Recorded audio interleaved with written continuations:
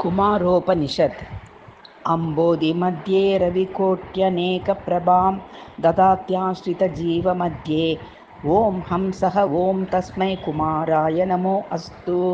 विराजयोगस्य फलेन साक्ष्यं ददाति नमः कुमाराय तस्मै ॐ हंसः ॐ तस्मै कुमाराय नमो अस्तु।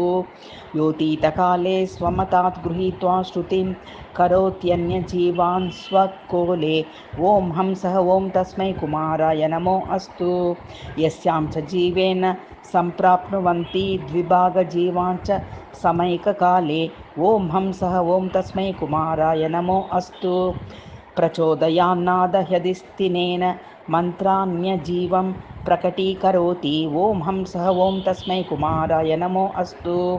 बन्धाव्यकल्लोलह्यदारिदूरे विमानमार्गस्य च यः करोति ॐ हंसः ॐ तस्मै कुमाराय नमो अस्तु।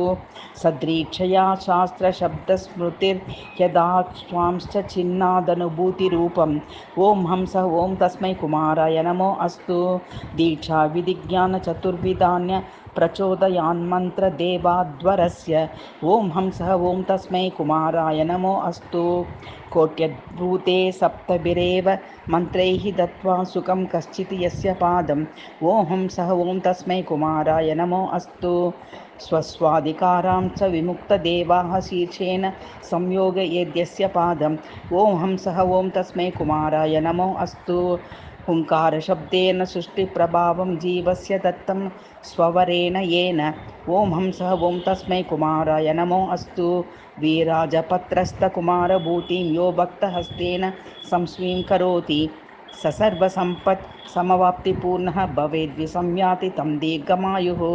एतादृशानुग्रहभासिताय साकल्यकोलाय वै षण्मुखाय ॐ हंसः ॐ तस्मै कुमाराय नमो अस्तु।